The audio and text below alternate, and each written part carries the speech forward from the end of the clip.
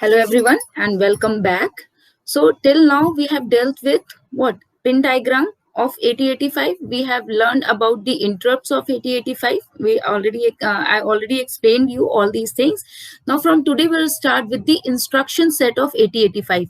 8085 have different instruction sets. That means on the basis of you can say this. Just wait.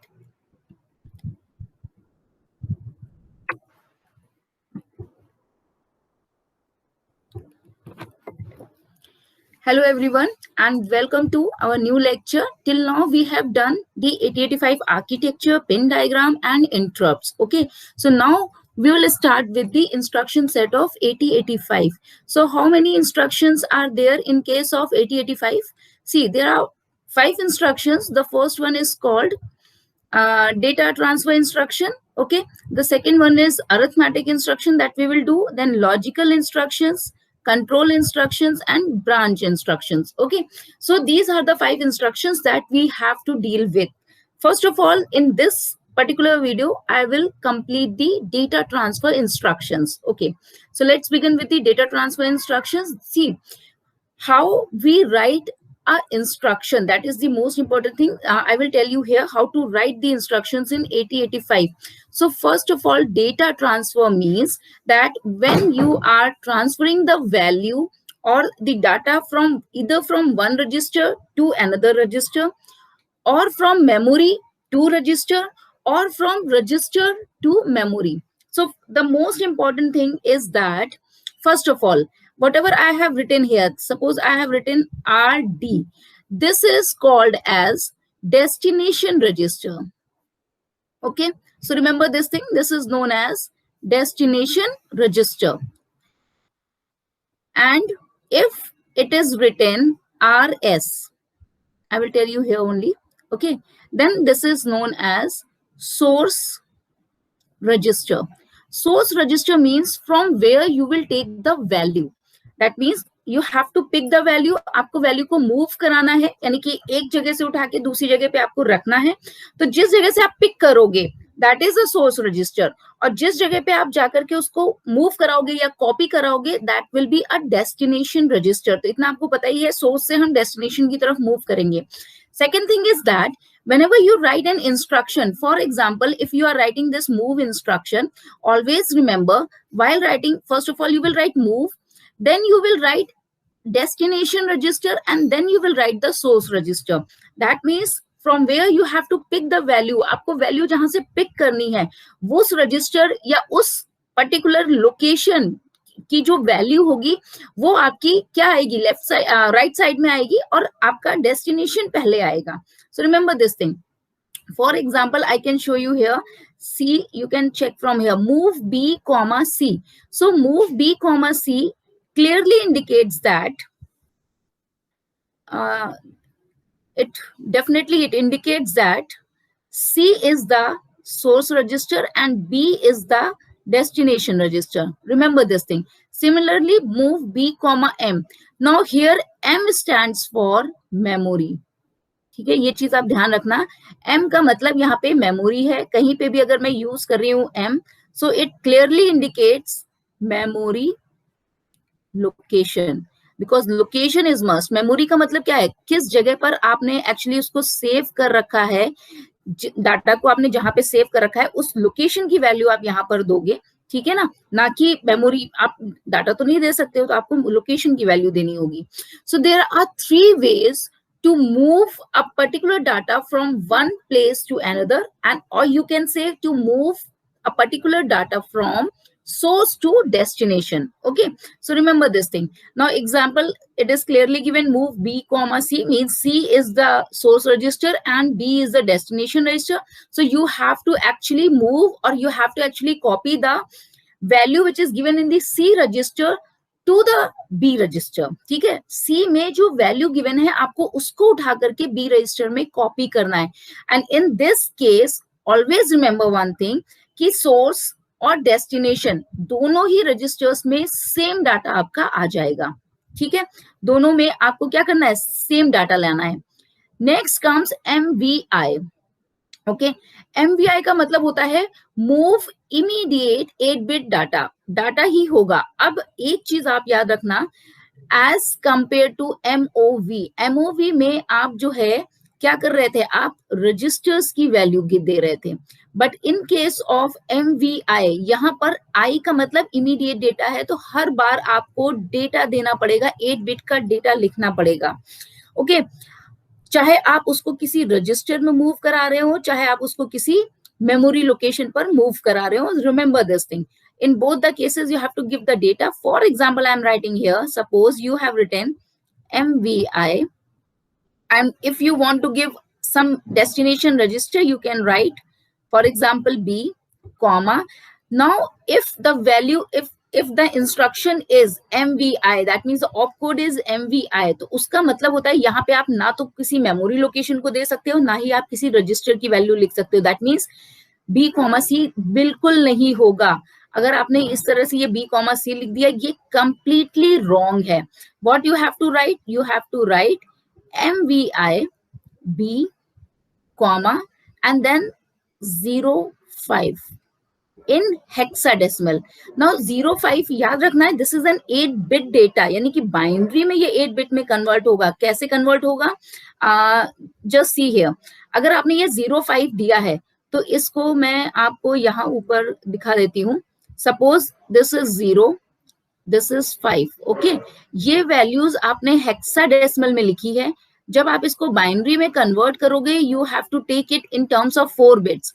तो 0 तो natural सी बात है, ये आपका 4 बिट्स का 0 0 0 0, कितने भी 0 कर लो 4 बिट्स का यही बनेगा, ठीक है। जब आप 5 करते हो तो 5 को हम बाइनरी में कैसे लिखते हैं, 4, दैट मीन्स 4101 लिखते हैं, but this is a 3 bit, तो आप उसके आगे एक 0 लगा दो। नाउ दिस इज अ 5, आपका 50101 बन गया, और ये कंप्लीट आपका 8 बिट का डाटा बन गया, ठीक है। 00000101। तो हमेशा याद रखना, हम जब माइक्रो प्रोसेसर 8085 की बात करते हैं तो हम उसको हेक्साडेसिमल में कन्वर्ट करके हम हमेशा डाटा देंगे। So if it is written in 8 bit, that means आपके हेक्साडेसिमल में 2 बिट्स आएंगे, 2 नंबर्स आएंगे। अगर 16 बिट का है, एड्रेस है, मेमोरी लोकेशन है, तो वहां पे कितने हो जाएंगे, 4 हो जाएंगे, because every hexadecimal bit will convert into a 4 binary bits. Clear, इसको बहुत इजी वे है ये इस तरह से कन्वर्ट करना, ठीक है। ये चीज आपको हो गई, and remember this thing. So MVI जहां पर ये वर्ड आ जाता है इमीडिएट डेटा, वहां पर आपको हमेशा सोर्स जो आपका ऑपरेंड है वहां पर हमेशा आपको डाटा ही देना पड़ेगा। आप वहां पे कोई भी रजिस्टर, कोई भी मेमोरी लोकेशन नहीं दे सकते हो। That is the difference between MOV and MVI. Now you can check from examples here, MVI B, 57, MVI M, 57, whether it is some destination register or memory, क्योंकि ये चीजें आप यूज कर सकते हो, सोर्स रजिस्टर तो आप यहाँ यूज ही नहीं कर सकते हो। Next comes LDA। LDA का मतलब होता है load accumulator. Now when we are talking about load accumulator, मैंने आपको पहले भी बताया था कि जो रीड ऑपरेशन राइट ऑपरेशन होता है, that is somewhere around this only. यहाँ पे हम लोड वर्ड यूज करते हैं, दैट मीन्स कि जब आप कंटेंट को मेमोरी लोकेशन से पिक करके आप एक्यूमुलेटर में उसको सेव कर रहे हो, then you use this load accumulator instruction, ठीक है ना। तो जो ऑपकोड होगा दैट विल बी LDA। ना लोड एक्यूमुलेटर का मतलब ये हुआ you have to use 16 bit address, and as I said right now 16 bit का मतलब हो गया हेक्साडेसिमल में आपको 4 नंबर्स लिखने हैं। For example if I right here LDA, ठीक है, अगर हम LDA लिख रहे हैं, नाउ 2 3 चलो मैंने 8 लिख दिया, दिमाग में 8 था, तो 2805, ठीक है, 2805, and you have to write H because it clearly indicates that this number is in hexadecimal. तो LDA 2805 16 बिट का जब ये बनेगा तभी हमें 8085 में पता चलेगा कि ये आपका मेमोरी लोकेशन है, ठीक है। क्योंकि अगर आप 8 बिट दोगे तो वो 100% डाटा ही होता है, आपको पता है, डाटा बस जो आप डेटा यहाँ पे स्टोर करते हो वो आप कितना होता है, 8 बिट का होता है। एड्रेस जो होता है आपका मेमोरी लोकेशन वो आपका 16 बिट का होता है। और अगर डाटा आपका 16 बिट का है तो उस टाइम पे फिर आपको रजिस्टर पेयर्स यूज करने पड़ेंगे, पर अभी हम यहाँ पे कुछ नहीं कर रहे हैं। इसका मतलब ये हुआ कि wherever the memory location is, suppose कोई मेमोरी लोकेशन है, यहाँ पर इसका नंबर 2805 है, ठीक है। तो इस मेमोरी लोकेशन 2805 पे अगर 33 वैल्यू गिवन है तो ये 33 वैल्यू जा करके एक्यूमुलेटर में सेव हो जाएगी। दिस इज एक्यूमुलेटर रजिस्टर, और ये यहाँ पर आप इसको क्या कर दोगे, लोड कर दोगे। So this is called LDA, यानी कि लोड एक्यूमुलेटर, ठीक है। As you can check from here, मैंने यहाँ पे डिस्क्रिप्शन सिर्फ इसीलिए लिख रखा है so that you can stop this particular video for a seconds, ठीक है। आप उसको स्टॉप करो, आप इसका स्क्रीनशॉट लो and you can read this, तो आप उसको रिकॉल कर सकते हो, ठीक है। Otherwise there is no use to give this description right now. Next comes STA. Now, when we are talking about STA, it again says that it means store accumulator. Sorry.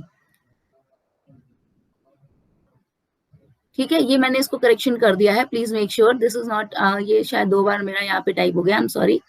Okay, so it actually says that STA means store accumulator.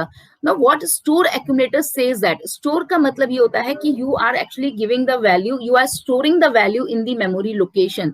So if there is for that you have to use the opcode STA, that means store accumulator.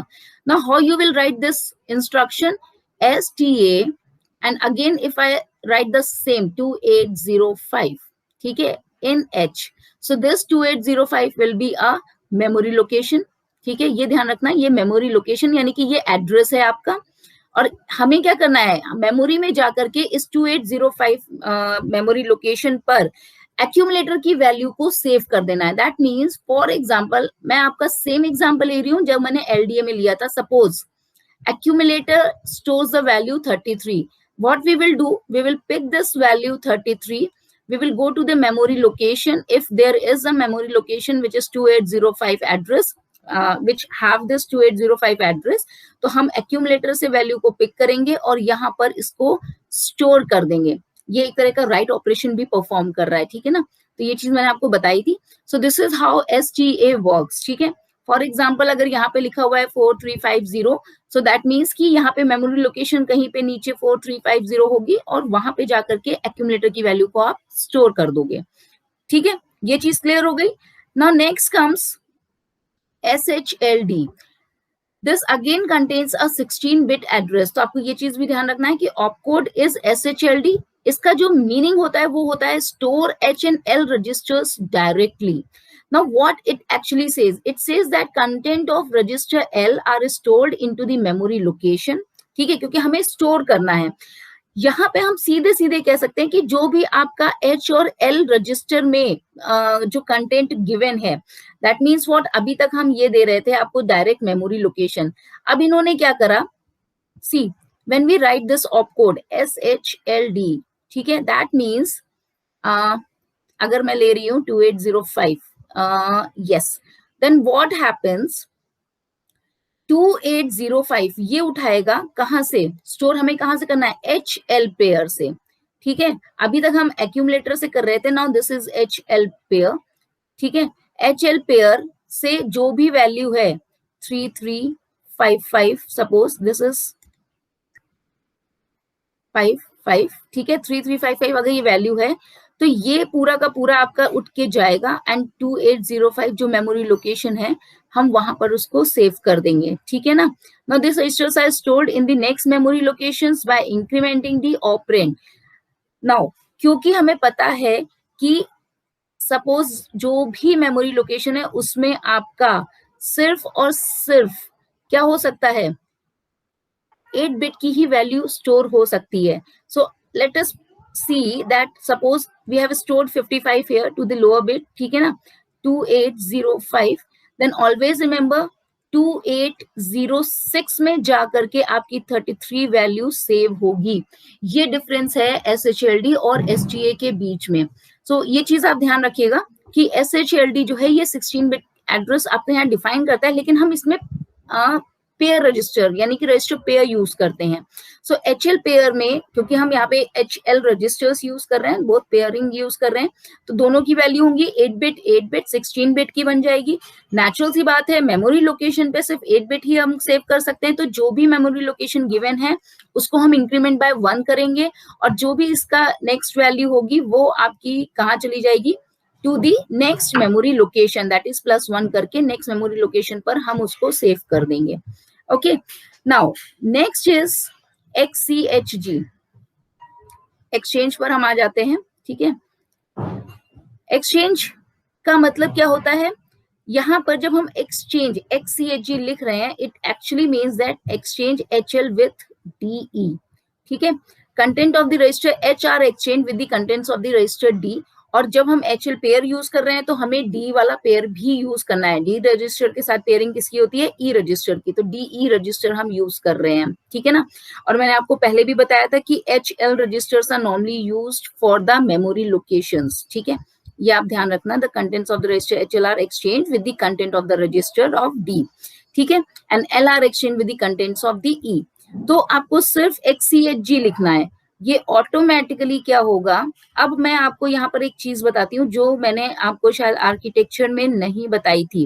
Let us suppose this is DE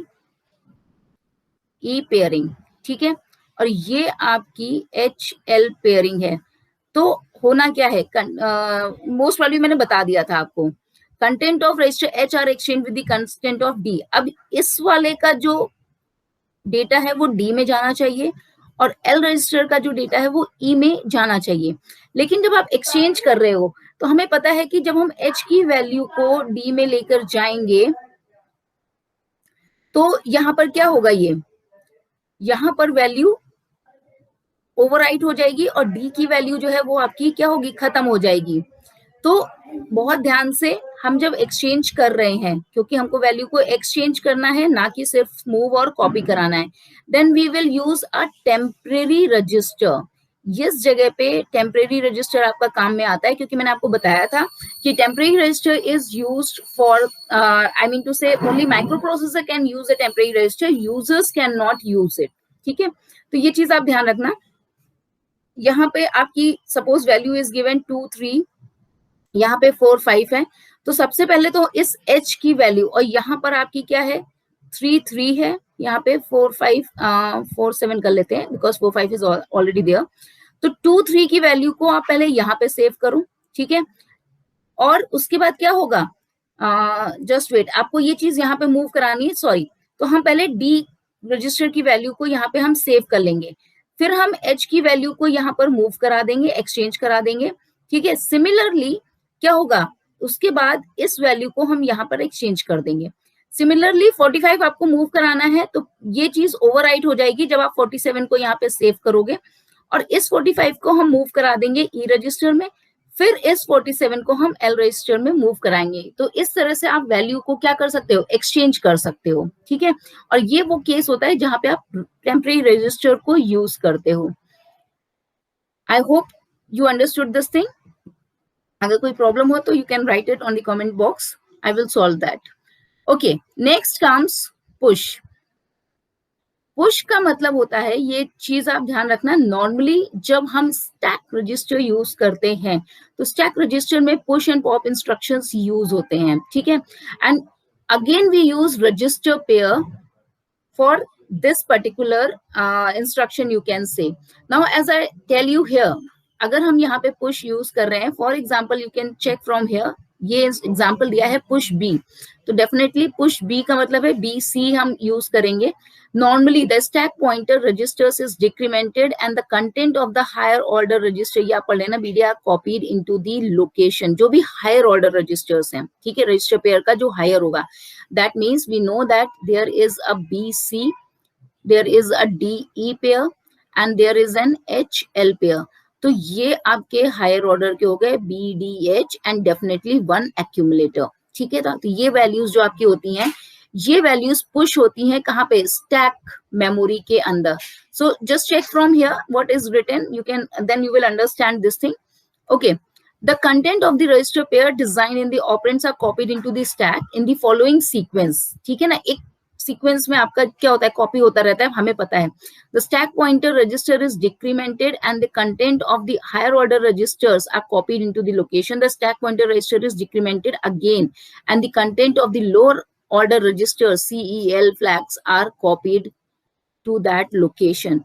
पहले हम higher order को करते हैं, फिर हम उसको decrement करते हैं और फिर हम CEL यानी कि ये वाला जो आपके लोअर ऑर्डर्स हैं, फिर हम इसकी वैल्यू को कॉपी करते हैं. So that means suppose this is the stack memory. ठीक है, ये आपकी एक स्टैक मेमोरी है, ये मैंने आप बना दी यहाँ पे. This is the value, 8 bit की वैल्यूज होंगी. ठीक है ना, मैं यहाँ पे आपको एक डिफरेंस के लिए बस यहाँ पे 2 बना के दिखा रही हूँ. सपोज फॉर एग्जाम्पल, ठीक है, ये आपका स्टैक मेमोरी होगी, सेम मेमोरी है, मैंने इसको सिर्फ 2 पार्ट्स 2 बार अलग अलग दिखा दिया है. And these are the memory locations जो मैं लिख रही हूँ. ठीक है ना, wait, I should start from here. 2000, then 2001, then 2002, this is 2003, this is 2004. ठीक है, ये मेमोरी लोकेशंस हैं. तो पुश का मतलब ये होता है कि आप पहले अगर आपने BC, जैसे इसमें पुश B दिया है इंस्ट्रक्शन, तो BC जो रजिस्टर पेयर है हम यहाँ से उठाते हैं 2 3 4 5. ठीक है, ये वैल्यू हमने लिख दी है, this is in B, this is in C. तो अगर हमने सबसे पहले क्या करेंगे, हायर ऑर्डर वैल्यू को उठाएंगे, हम इसको यहाँ पे पुश कराएंगे. पुश का मतलब हम इसको इंसर्ट करा रहे हैं and we have written 23 here.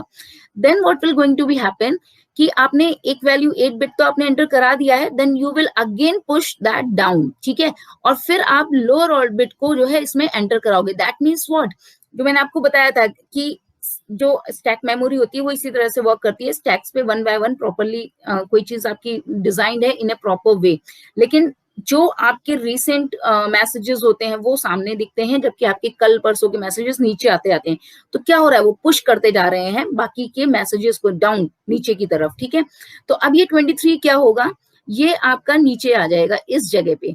So now 2003 में आपका 23 सेव हो जाएगा and this place will be taken by 45H. ठीक है ना, ये आपका 2 3 4 5 ये H हेक्साडेसिमल में ही है. सो this is how a push register pair works. Okay, now let's come to pop. Pop is the same thing, the only thing is that you अभी तक आप अंदर की तरफ से पुश कर रहे थे, now you will take it out. तो अगर सेम इसी तरह से मेमोरी लोकेशन है, ठीक है, आपको पॉप में भी similarly it is written pop H and pop A. और यहाँ पे आप चेक कर सकते हो, जो इसका डिस्क्रिप्शन गिवन है, that memory location pointed out by the stack pointer registers are copied to the lower order register CEL flag. ठीक है, दैट मीन्स पहले जो आप निकालोगे उसमें आप क्या करोगे, लोअर ऑर्डर को पहले आप फिल करोगे, उसके बाद स्टैक पॉइंटर क्या होगा, इंक्रीमेंट हो जाएगा by 1 and content of the memory location is then copied to the higher order. तो एक्चुअली आप वहां से वैल्यू को निकाल रहे हो और फिर उसको एक मेमोरी लोकेशन पे या किसी रजिस्टर पेयर में जाकर के वहां पे सेव करोगे. अभी हमने पुश में क्या किया था, रजिस्टर पेयर से वैल्यू उठा के मेमोरी लोकेशन यानी कि स्टैक मेमोरी में जाके सेव किया था. अब हम जस्ट अपोजिट करेंगे, या आप यहीं से चेक कर लो, अगर यहाँ से हमने ये सपोज 2004 से उठाया, we will put that back into the C. ठीक है, मतलब जस्ट पुश का अपोजिट है पॉप इंस्ट्रक्शन.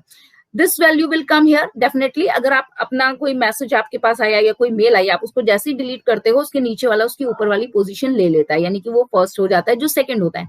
तो सिमिलरली अब यहाँ पे क्या होगा, ये वैल्यू आपकी डिक्रीमेंट हो जाएगी. Okay, then I was right when I was writing it for the first time. फिर से देखते हैं इसमें. Now let's check it out. Anyways, okay. Suppose मैंने अभी बहुत ज्यादा नहीं बनाए. 2000. Okay, same 2004, then 2003, then 2002. अब क्या हुआ, जैसे ही आपने ये 23 था, ये 45 था, है ना, आपने जैसे ही ये वैल्यू निकाल के 45 को वापस B और C रजिस्टर्स में C में सेव कर दिया. 45 यहाँ पर, this is C, this is B. Then what will going to be happen, ये 23 आपका तुरंत सबसे पहले पॉप इंस्ट्रक्शन का मतलब ये होता है कि पहले तुरंत आपका क्या होगा, वो इंक्रीमेंट बाय 1 हो जाएगा. तो जो आपका यहाँ पे था 2004 ये 2003 पे था, ये इंक्रीमेंट होगा, +1 हो जाएगा, it will go back to 2004, ठीक है ना, ये यहाँ पर आ जाएगा, and then it will be taken out by this, ठीक है. You can take it in this way also. Then comes out and in registers. This is an 8-bit port address. This is also an 8-bit port address. So out का मतलब क्या होता है? Output data from accumulator to a port with 8-bit address. And in का मतलब होता है input data to accumulator. Accumulator से डेटा को बाहर निकालना, that means आप आउटपुट कर रहे हो, और कहाँ पे आप कर रहे हो उसको? 8-bit एड्रेस के पोर्ट पर पोर्ट कर रहे हो. और इनपुट का मतलब क्या है कि 8-bit एड्रेस से आप एक्यूमुलेटर में वैल्यू को ला रहे हो. So it clearly indicates that the content of the accumulators are copied into the input output ports. यानी कि पुश पॉप आप स्टैक के लिए यूज कर रहे हो, ठीक है, मूव इंस्ट्रक्शंस आप रजिस्टर्स में यूज कर रहे हो, और इन और आउट जो होता है वो आप यूज करते हो किसी इनपुट आउटपुट डेटा के लिए, ठीक है. और मेन चीज क्या है? आउट है मतलब कि आप एक्यूमुलेटर से वैल्यू लेके जा रहे हो किसी इनपुट आउटपुट पोर्ट में. इनका मतलब है कि आप वहां से वैल्यू को लेकर के एक्यूमुलेटर में सेव कर रहे हो. So these are all your data transfer instructions. Okay, in the next lecture we will deal with the arithmetic instructions. So till then, take care, bye bye.